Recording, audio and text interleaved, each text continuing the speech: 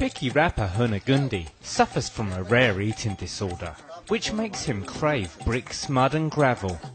The 30-year-old from Karnataka, India, has been consuming the unusual diet since he was 10.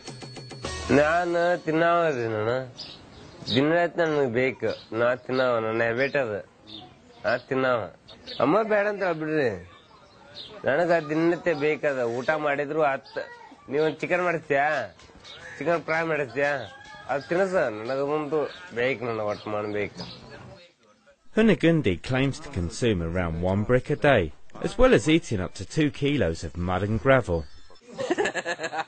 The strange habit attracts attention wherever he goes.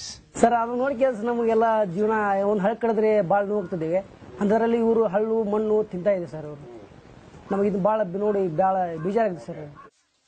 Hunagundi works as a labourer but struggles to make ends meet.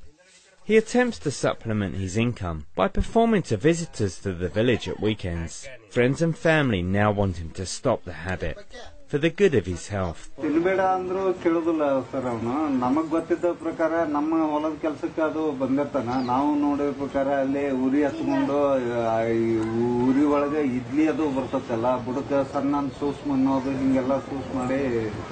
But despite the pleas of loved ones, Hunagundi is adamant he will continue. ನಮಗೆ ಇಷ್ಟ ಇಟ್ಟಂಗೆ ಮಣ್ಣು ಇಷ್ಟ ಅದು ಬಿಟ್ಟು ಏನಿಲ್ಲ ಅದು ಬೇನೆ ಅಮೃತ ಸಂಬಂಧ ಇಷ್ಟ ಇಲ್ಲ. Hunagundi now hopes he can turn his fame into fortune by showcasing his ability